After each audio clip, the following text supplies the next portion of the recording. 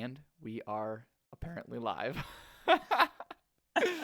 uh, I'm terrified that this is going to crash, but that's okay. So, Ben, how are you? I am doing so great. Awesome. How's quarantine life? Uh, I am particularly well suited to quarantine life. Nice. I have a general introvert perspective, I guess, where like I appreciate time with myself, time with books, time 100%, walking. 100% the same way. Yeah. I haven't been, I walked for the first time yesterday. Taylor basically had to she said, if you come walking with me, I will let you do whatever you want for the rest of the weekend. That's how desperate she was to get me outside. I was Oh like, my all God. right, I guess. So, but yeah, I'm not even going to lie to you. I've been pretty much loving it. It's like pretty much normal for me, except for I have an excuse to turn away friends from hanging out. So I'm Yes, yeah, pretty exactly. shameless about it. All it's done for me is it's reduced my to-do list. It's Yeah. like reduced the stack of books. I actually I think I could do it for about 5 years because I have this book set. It's called The Great Books of the Western World, and essentially it's some people with the University of Chicago got together, a whole bunch of scholars to come up with the list of the best books in terms of their influence on Western society. So it starts with Plato and Aristotle, and then it goes all the way up through Shakespeare, and then all your kind of Enlightenment philosophers, Nietzsche, and then ends with like 19th century literature like Mark Twain. So it is a massive book set that Yeah. will legitimately take me 10 years to finish, if I'm diligent. And that's what you're There's a working on 10 right year there's a now? 10-year reading plan. Yeah, there's a 10-year reading plan that I'm working on right now. So Oh my, are you serious? It's actually yeah, that is insane. yeah. That is so ambitious. I would be so Oh, discouraged. it's so ambitious. I fear even saying it to anyone other than you, which means this is the bad platform. Yeah. Uh, Well, no, because no, now it's not now I'm because almost no one listens, so you're good. oh good. Whew, pressure off. It's awesome. That is insane, though. Yeah, I will not lie to you. I've been terrible about being productive over the last couple weeks. I think that's because most of my time has been spent like trying to just consume like coronavirus news. Oh Um, yeah. so like I'll just be just like even at work I have to admit that like I'll be at work and I'll be at my computer and I'll have stuff to do and all I want to do is just like be on Twitter for the latest news. And it's getting to the point now where that's actually like that doesn't interest me as much now because I think we're like, a couple weeks in and like all the press conferences seem to be pretty much more of the same and Yeah.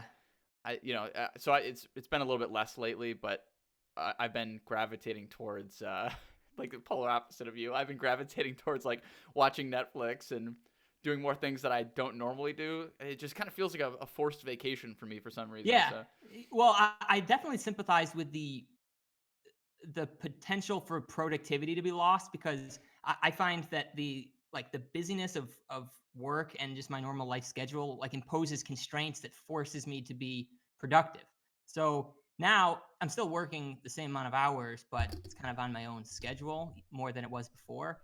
And so I'm kind of forced to self constrain myself. So this is where like the idea of starting your day off like writing down specifically what you're going to do, and it's like puts boundaries on what you can and can't do for that day. And if especially when you're kind of quarantined in the same place and you've got you wake up with an 18-hour window where anything can happen. Like if you don't actually plan for anything to happen in that 18-hour window, then nothing will happen. yes, And so adding more time if you haven't like properly constrained yourself doesn't actually make you more productive. It's how you allocate your yeah, attention through that time. I think So that's actually yeah. something I need to do more for sure. Is actually plan out my day. It's pretty much been well. It's actually, to be perfectly honest, it's been pretty much business as usual for me. Um, Apart from the cafe closing, which I'm not heavily involved in anyways, other than financially. It's mostly Taylor and Brooke that are handling that. So really, they're just at the house more. So Hmm. if anything, because they're home more, well, again, Taylor's been home, but since people are home more and they have less to do, I feel less obligated to be busy because I'm like, well, they're home, they can clean stuff and whatever. Because I'm still going to work, but so it kind of feels like I'm quarantined because I'm not seeing friends and stuff, but I'm really still going to work, and I'm still not very much has changed for me other than no church right now, which I assume you have the same thing. Yes. Yeah. Well, we've actually been recording.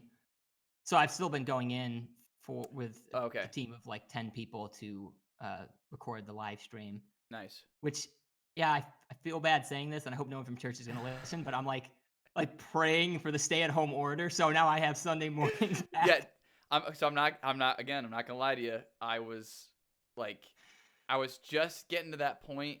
You know exactly that point where you're like, I'm getting a little burnt out, just a little Yeah. burnt. And there's no, the thing that like is daunting is that really when there's like a low amount of resources, it's just really like disappointing. And because you start to feel burnt out, and you look into the future and you just see more of the same with like no Yes. hope of anything changing. Yes. And then out of nowhere this happens, and it's like we're not going to church anymore. uh and we just have to record like one song, and it's pre-recorded. So like Sunday I get up at like 8:30, 9 o'clock now, Oh, and I just turn on the TV, and we get the live stream set up, and like our music is already pre-recorded. It's like exactly what I needed. Which is like horrible to say. I needed a pandemic. This is exactly what I needed. But it's so weird. It's yes. like I was just getting to the point where I was like, man, like I'm running out of time, and I need to get like all these different songs put together. And so just this is like honestly perfect timing for me. I think Taylor feels the same way because we had to get Felix up early, get to church. We had to figure all that out. So this does seem particularly opportunistic for me. It's like, Yes. I'm glad we don't have to go to church still and like do a worship set, because that was part of the thing that was starting to like weigh on me a little bit. It was like, Yeah. I gotta do worship set out. I gotta get in time. I gotta know who to schedule. And so this is great. I just have to pick one song, record it with Brooke and Taylor in the basement, edit a little bit, which I've really enjoyed doing. So this has been great. Yeah.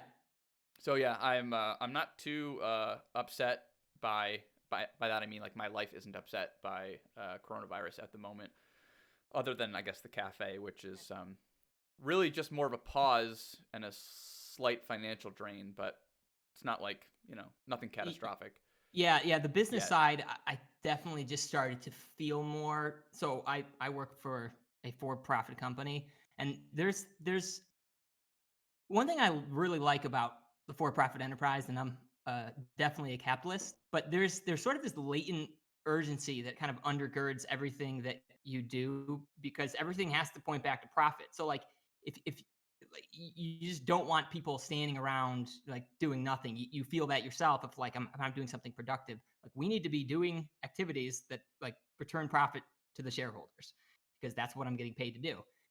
And like it kind of runs in the background a little bit, and so you don't actually think about it. It's just like it's latent. But the coronavirus definitely just like cranked that up to 10, because like Really? the prospect of profit in the most industries just fell off a cliff. Yeah. And as you've seen the stock market, so Yeah. like Yeah. that urgency to return profit also just like is in everyone's faces.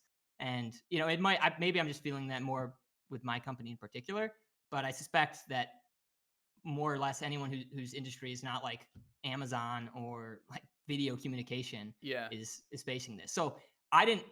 It basically just ramped up in the last 2 weeks, and at first it was just like, okay, this is an exogenous event that is kind of making everyone a little worried. But this week, I feel like this overall stress level, like among management and even employees, just kind of like it's definitely growing, Yeah. which is interesting. I just felt so I don't see personally, even if things went right back to normal like tomorrow, I'm not seeing the V-shaped recovery that some people are talking about. Like Trump has mentioned. Of course, he has to say that.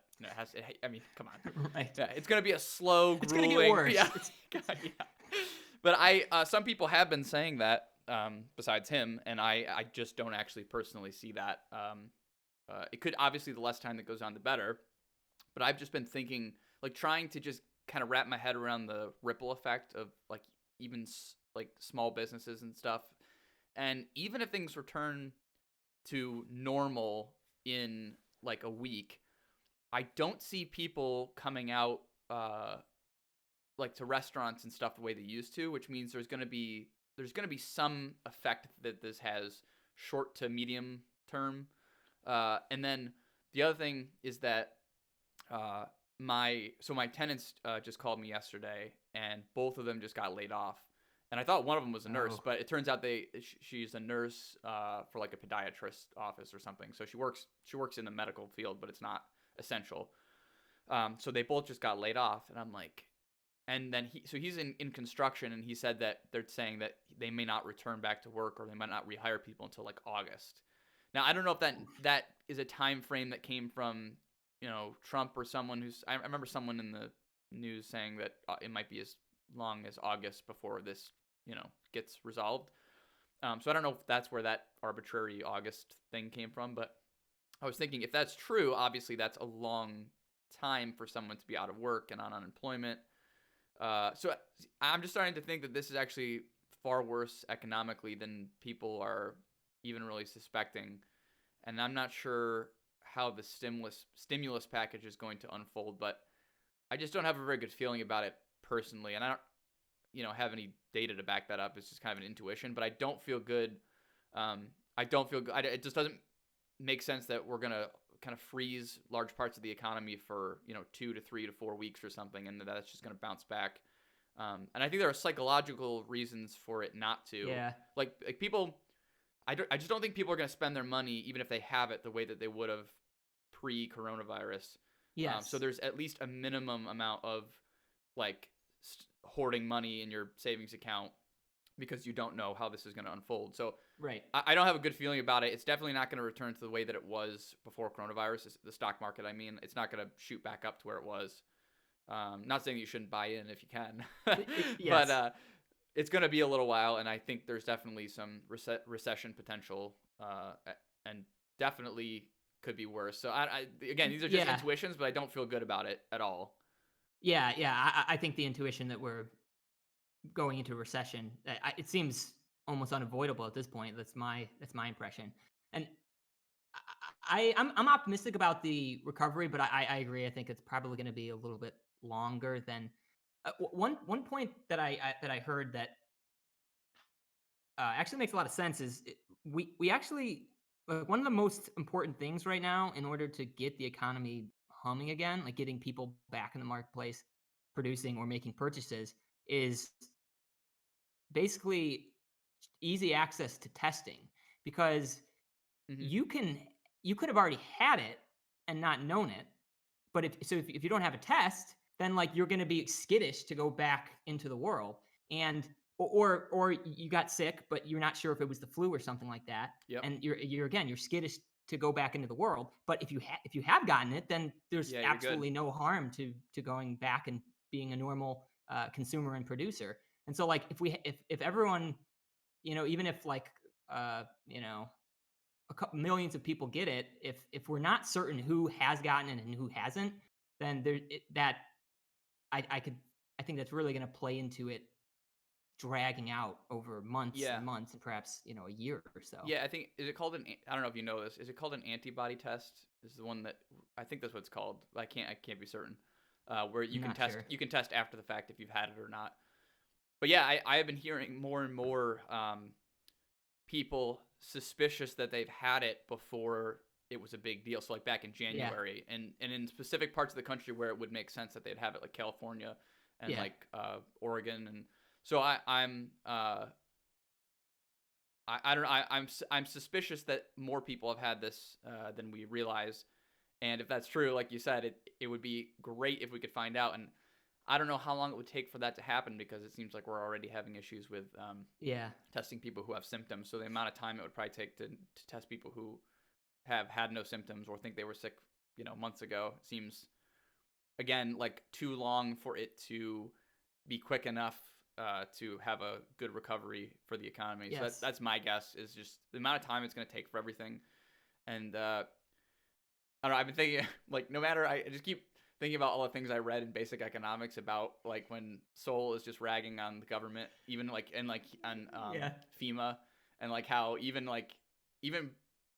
government like agencies that are designed for this type of thing still don't act with the urgency that free market companies do. And so I just keep thinking, like, even like the most urgent people are still not motivated the way they would be if they knew they were going to lose their job, or if they knew that, there Yeah. was some promotion involved for them, or this was going to somehow benefit them financially. But you're dealing with people that probably won't lose their job, have no real financial incentive, and so their urgency is just based on their own pure good. Right. If they're a moral or Exactly. Like, yeah, immoral actor. we have an Yeah. obligation to do this quickly, which of course there are those people, but it certainly wouldn't help if there was financial incentive in addition to that. Yes. So I Yeah. just keep thinking that, and I keep thinking that this will probably take longer than we think it will, even with all the urgency that we've put into it. And I don't know about you, but I've definitely been thinking about how effed we are if something worse happens as far as pandemics go. I don't. Have you thought of that at all? Yeah. Well, I've definitely I've thought about it on a micro level. Like the coronavirus has definitely made me rethink my own personal strategy for getting through something that is potentially worse.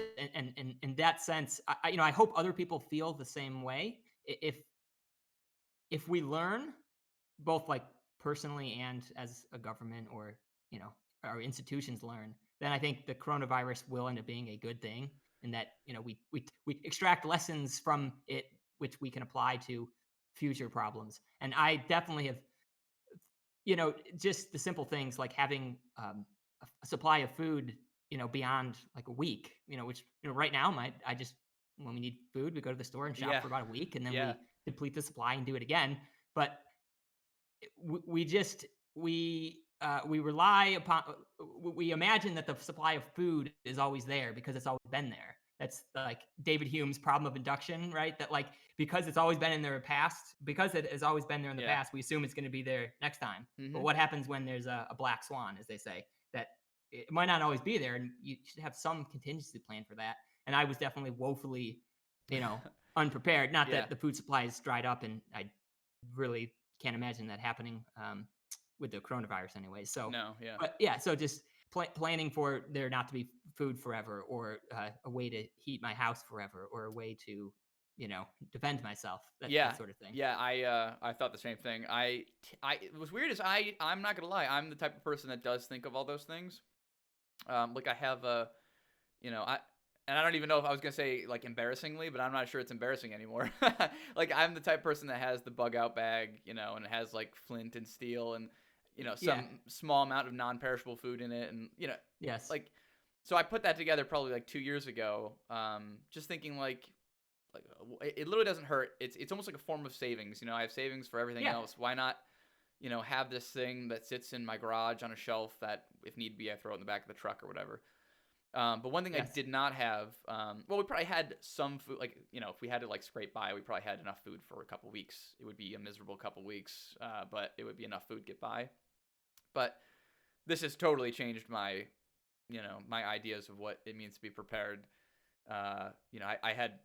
I have, as you know, many guns, but not a lot of ammo. I just hadn't really spent. I've been Yeah. shooting a lot, and so I had probably 50 rounds here and there.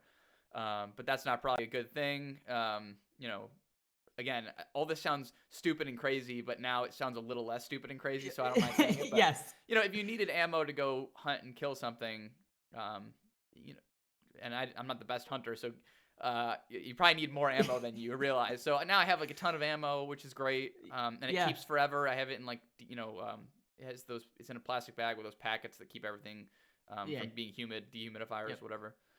And then like a month ago, actually, I ordered one of those like 15-year it's like a 2-week supply of food that lasts like 15 years. It's all like Hmm. freeze dried and everything. You just add hot water and you cook it. And even when I ordered that, I was like, so this was like right when I was hearing about coronavirus, and I was like, this seems so stupid. And it's so Yeah. not stupid. That's the It. frustrating thing is like, even if it lasts 15 years, so even if coronavirus was nothing, it doesn't make sense for me not to spend. It was $200, which is like, and this is for 2 weeks worth of food for 2 adults. So a month's worth of food for one adult.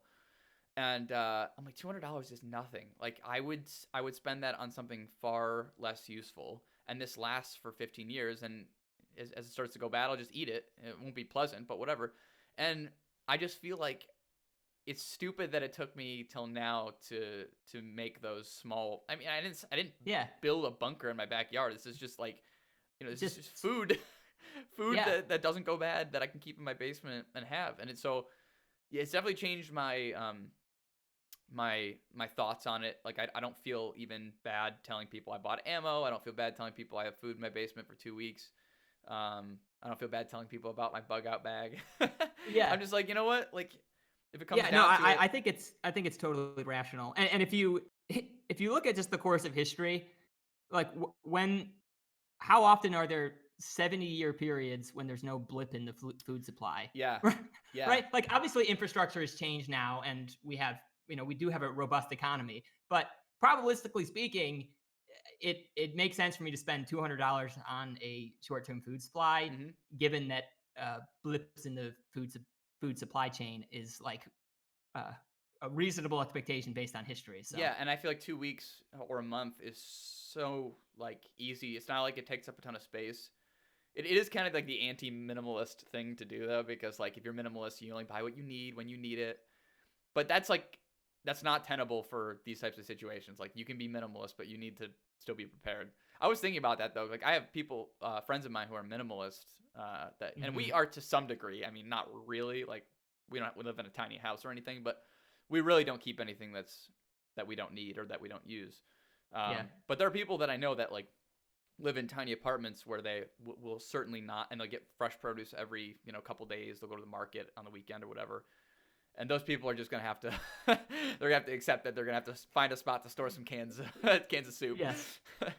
Yes. So yeah, that's pretty much my Corona update. It's been enlightening and has sort of made me realize a few things that I gotta stress here that I don't take things for granted.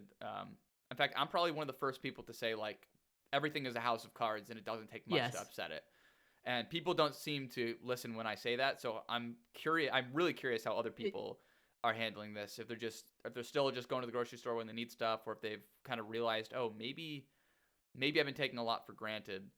And I mean, a crazy yes. natural disaster, or there's a few things. Of course, nuclear fallout would be far worse. And at that point, Yes. I've been telling people if we have some sort of nuclear fallout, I want to be in the blast radius. I do not want to be living in a world. Yes. Yes. My wife and I just were just watching Chernobyl last night, and Yeah, exactly. we turned it off. And the first thing I said to Amy was, "Well, I guess I'm adding iodine to my list of survival supplies." I know. Or just like I'm gonna start like melting down all my ammo into like just to get all the lead so I can build like a lead, shield or something.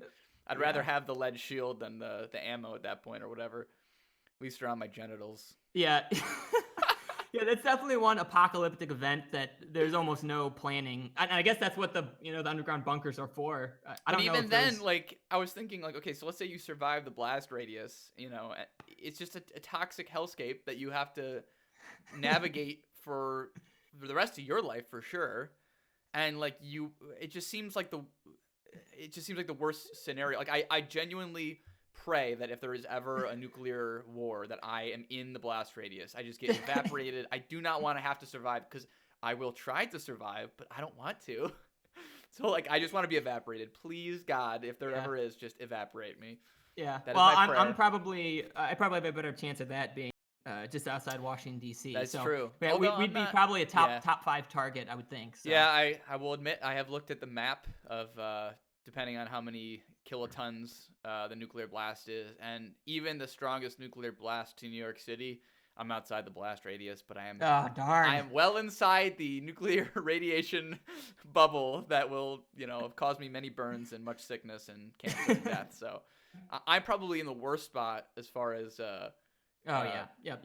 not dying goes Yep. because Yeah, I'm you'll I'm get gonna be sickness due to radiation, yeah. cancer, yes. Burns probably, Yep. and even potential of having glass shattered in my face because I'll hear it and I'll go to my window to say what the hell was that, and then the glass will break like a minute later all over my face. So I'm in the worst. Oh. I am by far in the worst spot. Oh, and I will just be happily incinerated. Damn you! That's it. I'm moving to DC. All right. Well, is there anything else you want to add to Corona? All this happy talk, or are you Right. any? No. Yeah. I think that covers it for me. Nice.